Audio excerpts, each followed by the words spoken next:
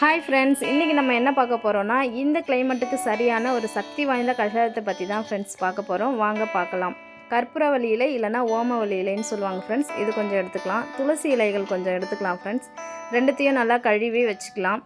கொஞ்சம் போல் சீரகம், ஒரு 10லேருந்து 15 மிளகு, கொஞ்சம் மஞ்சத்தூள், ஒரு துண்டு இஞ்சி, ரெண்டு கல்லுப்பு ஃப்ரெண்ட்ஸ்.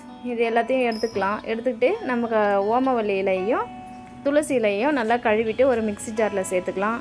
அது கூடவே நம்ம வச்சுருந்த சீரகம், மிளகு, மஞ்சள், ஒரு துண்டு இஞ்சி, 2 கல்லுப்பு இது எல்லாத்தையும் போட்டு நல்லா அரைச்சிக்கலாம் ஃப்ரெண்ட்ஸ். ஒரு 2 பல்ஸ் கொடுத்து அரைச்சிக்கலாம். இது ரொம்ப நல்லது ஃப்ரெண்ட்ஸ். குழந்தைங்களுக்கு கொடுக்கலாம். நம்ம என்ன தான் மெடிக்கலில் சிரப்பு வாங்கி கொடுத்தாலும் சளி இரும்பல் தொல்லையிலேருந்து குழந்தைங்க சீக்கிரமாக சரியாக மாட்டாங்க. இந்த கஷாயத்தை வாரத்துக்கு ஒரு 2 முறை வச்சு கொடுத்தோம்னா இரும்பல் தொல்லையிலேருந்து குழந்தைங்க கொஞ்சம் ஃப்ரீயாக இருப்பாங்க ஃப்ரெண்ட்ஸ். நம்ம அரைச்சதை எங்கள் வீட்டில் 4 பேருக்கும் சளி பிடிச்சிருக்கிறதுனால நான் ஒரு 4 டம்ளர் தண்ணி வச்சுக்கிறேன். நம்ம அரைச்ச விழுதை அதில் போட்டுக்கலாம் ஃப்ரெண்ட்ஸ். போட்டுட்டு அதுக்கப்புறம் மஞ்சத்தூள் உப்பு நம்ம அரைக்கும் போது சேர்க்கக்கூடாது. நம்ம தண்ணி கொதிக்க வைக்கும் போது தான் சேர்க்கணும். சேர்த்துட்டு அதை ஒரு கரண்டி வச்சு நல்லா கலந்து விட்டுக்கலாம்.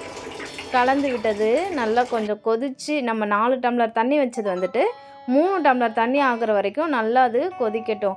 கொதித்த பிறகு அதை எடுத்து ஒரு வடிகட்டி வச்சு நல்லா வடிகட்டிட்டு நல்லா ஆற வச்சுட்டு பிள்ளைங்களுக்கு எம்டி ஸ்டொமக்கில் கொடுத்தோம்னா ரொம்ப நல்லது. அது அந்த சளி மலம் வழியாகவே அவங்களுக்கு வந்துடும். இந்த ரெமடி உங்களுக்கு பிடிச்சிருந்ததுன்னா நீங்களும் வீட்டில் செஞ்சு பாருங்கள். குழந்தைங்களுக்கு கொடுங்க, பெரியவங்களும் குடிக்கலாம். எல்லாமே சரியாயிடும் ஃப்ரெண்ட்ஸ்.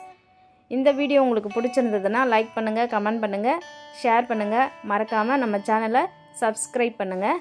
பாய்.